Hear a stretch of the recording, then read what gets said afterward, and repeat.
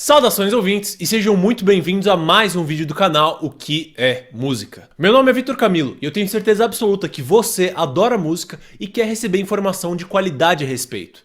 Então aproveita, já desce ali, curte o vídeo e se inscreve no canal porque é exatamente isso que eu faço aqui. O vídeo de hoje é mais uma etapa na série Qual é a Importância, que caso você não saiba é um quadro aqui no canal onde a gente busca dissecar a trajetória e a obra de diversas figuras históricas da música. E particularmente esse vídeo também é um marco muito importante na história do canal. Primeiro porque ele é a continuação direta do vídeo número 13, em que a gente falou sobre as origens do jazz. Mas principalmente porque nele a gente fecha o primeiro ciclo essencial desse quadro. E o que eu quero dizer com isso? Quando eu idealizei esse quadro, uma das primeiras coisas que me ocorreu foi que eu queria construir ele da forma mais lógica possível. Ou seja, primeiro usar ele para falar de artistas com uma influência mais abrangente, para só depois ir afunilando e falar de nomes que de alguma forma descendessem desses gigantes. E dessa forma ir construindo uma espécie de genealogia das personalidades históricas da música. E os nomes que eu escolhi para iniciar esse quadro se conectam justamente por essa característica. Todos eles são reconhecidos por sintetizar as linguagens e os universos musicais aos quais eles estão associados. De forma que o legado de cada um deles constitui uma base sólida para esses universos dos quais eles fazem parte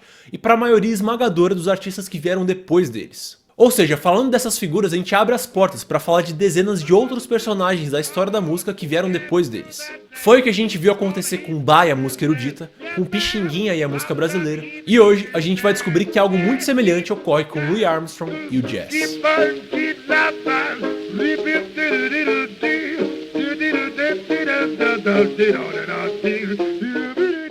Bom, eu acho necessário começar esse vídeo dizendo que, apesar dos paralelos entre Louis Armstrong, Bach e Pixinguinha, que são muitos e muito claros, em certo sentido, o Louis Armstrong é o mais destoante dos outros dois. É claro que, tanto Louis quanto Pixinguinha são negros, tiveram seu auge na primeira metade do século XX e participaram de gêneros musicais que de certa forma são irmãos, o que de certa forma colocaria o Bach em uma posição de isolamento. Mas por outro lado, a trajetória do Louis Armstrong é cercada por uma série de elementos que são estranhos aos outros dois. Para começo de conversa, enquanto Bach e o Pixinguinha cresceram em condições materiais e familiares relativamente estáveis e tiveram seu primeiro contato com a música em função disso, o Louis teve uma origem muito mais humilde e turbulenta. Ele nasceu em 1901, em um bairro de New Orleans carinhosamente apelidado de Campo de Batalha. O pai do Louis abandonou a família enquanto ele ainda era criança, e a mãe dele era obrigada a se prostituir para conseguir sustentar os filhos. E além de tudo isso, a cidade de New Orleans, por ser localizada no extremo sul dos Estados Unidos, ainda era marcada por uma cultura muito forte de segregação racial,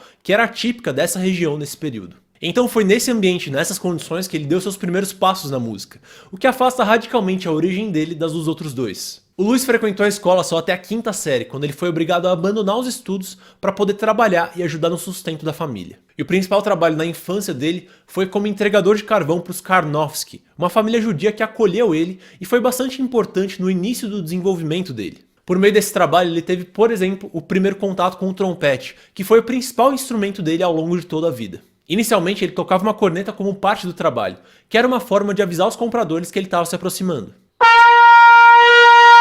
Ó o carvão! E aos poucos isso se transformou em um interesse pelo instrumento em si. Afinal, ele estava crescendo exatamente no ambiente em que o jazz estava se desenvolvendo, e influências para isso não faltavam.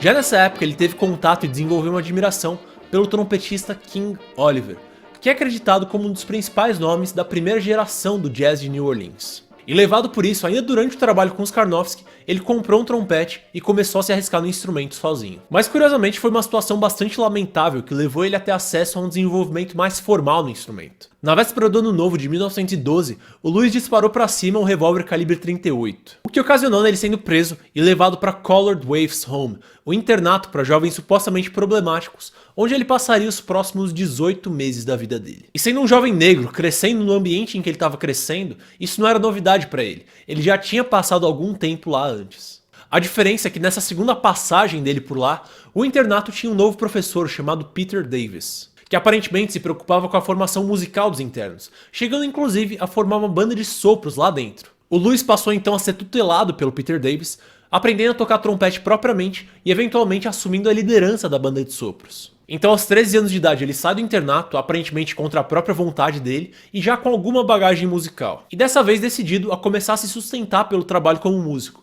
E é nesse ponto que ele se torna de fato discípulo do King Oliver. Então por aí já é possível ver que o início da trajetória musical do Louis Armstrong é bastante particular por si, e as particularidades não param por aí. Assim como ocorreu com Pixinguinha, o Louis ganhou um bom reconhecimento pelo virtuosismo e pela habilidade como instrumentista. E assim como no caso do Pixinguinha, isso foi a porta de entrada para que ele pudesse levar a música dele a níveis superiores de popularidade e desenvolvimento. Ele formou diversos grupos de destaque, participou de inúmeras gravações históricas, e até aí parece que ambos tiveram vidas bastante semelhantes. Mas enquanto Pixinguinha tomou um rumo de intelectualidade e deixou o principal legado dele nas composições e nos arranjos que ele escreveu, o Louis tomou um caminho sutilmente diferente. E para conseguir entender isso, a gente precisa continuar contando a história dele. Bem, junto do King Oliver, o Louis começa a acumular uma boa experiência e uma boa reputação na cena musical de New Orleans, se tornando um dos principais trompetistas nesse ambiente em que o jazz ainda estava engatinhando. Mas acontece que na segunda metade dos anos 1910, o jazz começa a romper as barreiras que mantinham ele circunscrito a New Orleans. Esses primeiros anos do século XX foram bastante duros para os negros que habitavam o sul dos Estados Unidos, que era uma região que ainda preservava vários vestígios da mentalidade escravocrata do século XIX. E a principal consequência disso foi o movimento de migração em massa dessa população em direção ao norte dos Estados Unidos. Nesse contexto, uma parte considerável dos negros habitantes de New Orleans rumou para a cidade de Chicago, e é bastante razoável pensar que uma boa parte deles foi levando o jazz na bagagem. Em 1918, foi a vez do King Oliver tomar esse caminho, e ele forma uma banda e começa a se estabelecer na cena musical de Chicago. E 4 anos depois, sentindo a necessidade de um segundo trompetista, ele envia um telegrama para o seu pupilo, que seguia se aprimorando e se firmando em New Orleans. Então em 1922 é a vez do Louis se mudar para Chicago, e é lá, no norte dos Estados Unidos, que ele começa a construir a relevância que eventualmente transformaria ele em uma figura histórica. Agora novamente junto com o mentor dele, o Louis começa a desenvolver com o King Oliver um estilo de duetos improvisados que faz sucesso e começa a se firmar na cena musical de Chicago. A ponto de o grupo fazer sua primeira gravação em 1923, que é também o primeiro registro fonográfico que se tem notícia com a presença do Louis.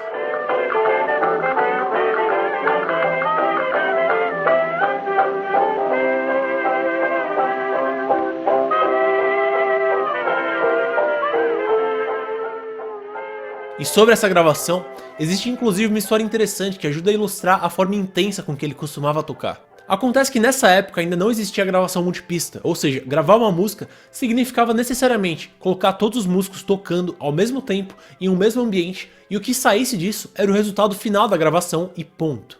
Mais informações sobre isso num vídeo que vai sair muito em breve.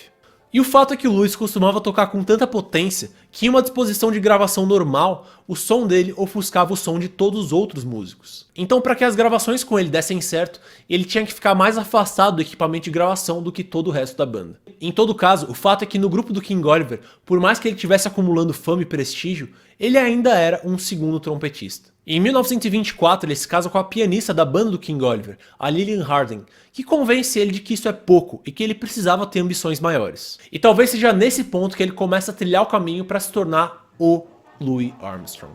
Nessa época o jazz já não era mais uma novidade absoluta no cenário musical americano. Ele já estava sendo assimilado como um produto cultural pela indústria fonográfica nas grandes cidades. E principalmente do ponto de vista musical, ele estava começando a se emancipar do estilo original que tinha sido desenvolvido em New Orleans, passando a incorporar um espírito mais urbano. Os compositores e bandleaders que dariam origem ao swing jazz e à era do fervor das big bands já estavam em atividade. E um dos principais deles, que atendia pelo nome de Fletcher Henderson, decidiu convidar o Louis para fazer parte da sua banda em 1924, fazendo com que ele se mudasse para Nova York. E a parceria entre os dois não durou mais de um ano, mas foi suficiente para causar alguns efeitos bastante importantes na trajetória do Louis. Primeiro, nessa época ele já demonstrou ser um instrumentista muito acima da média, não só pela questão da potência que a gente mencionou anteriormente, mas também por uma questão de estilo e originalidade. Em função disso, ele deixou uma marca fortíssima nos músicos de Nova York, que passaram a ter no Louis Armstrong uma referência musical. Um sentimento que aparentemente só cresceu e se expandiu para mais e mais pessoas ao longo da vida dele. E além disso, na volta do Louis para Chicago em 1925, ele aparentemente já tinha uma reputação maior do que a do seu mentor, e a partir disso, ele começa a formar os próprios grupos dele, como o Hot Five e eventualmente o Hot Seven, grupos responsáveis por gravações lendárias na história do jazz e por meio dos quais o Louis finalmente começou a deixar registrado o seu legado para a história da música. Mas o que poderia ser assim tão importante na forma de uma pessoa tocar? Bom, a primeira contribuição fundamental dele dizia respeito ao aspecto rítmico. o Louis foi um dos principais responsáveis por trazer à tona aquilo que hoje a gente chama de swing, que é essencialmente uma forma de tocar criando pequenas imperfeições rítmicas intencionais, o que contribui para tornar a música menos previsível e consequentemente mais interessante. Mas a principal contribuição dele, que pode ser percebida com muita clareza nas gravações do Hot 5 e do Hot 7, diz respeito à forma de utilizar a improvisação. E para entender isso, vamos voltar rapidinho para o vídeo número 13, em que eu expliquei sobre as origens do jazz. Lá eu expliquei que a característica mais fundamental do jazz é a possibilidade que ele oferece para os músicos para que eles possam se comunicar espontaneamente através da música. Ou seja, numa performance de jazz, existe uma direção geral a ser seguida, mas diferente de uma performance erudita, o caminho a ser percorrido pode sofrer alterações, atalhos, desvios, porque é esperado dos músicos que eles criem novas informações musicais espontaneamente enquanto eles tocam. E é isso que a gente chama de improvisação, certo? Agora, sabendo disso, é importante saber também que por mais que a improvisação por si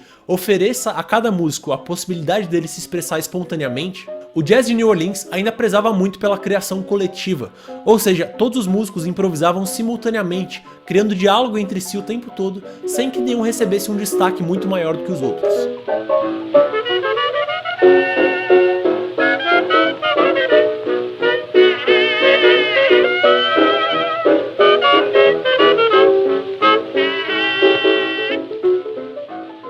Agora, se você for minimamente familiarizado com esse universo, você já deve ter notado que não é exatamente assim que os grupos de jazz se comportam hoje em dia. O elemento de improvisação e espontaneidade coletiva existe sim o tempo todo, com cada músico tendo a liberdade para tomar pequenas decisões musicais que afetem o todo. Mas em cada momento particular de uma performance de jazz atual, costuma existir também o espaço para que um ou outro instrumentista individual se torne temporariamente o centro das atenções. E assim ele possa desenvolver a sua própria improvisação e apresentar as suas próprias ideias musicais.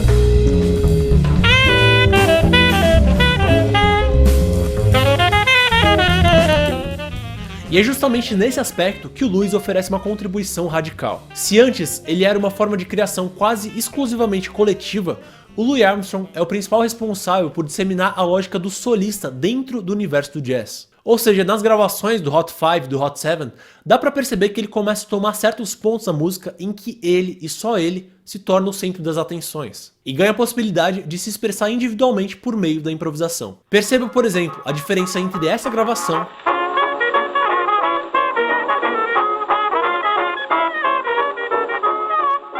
e essa.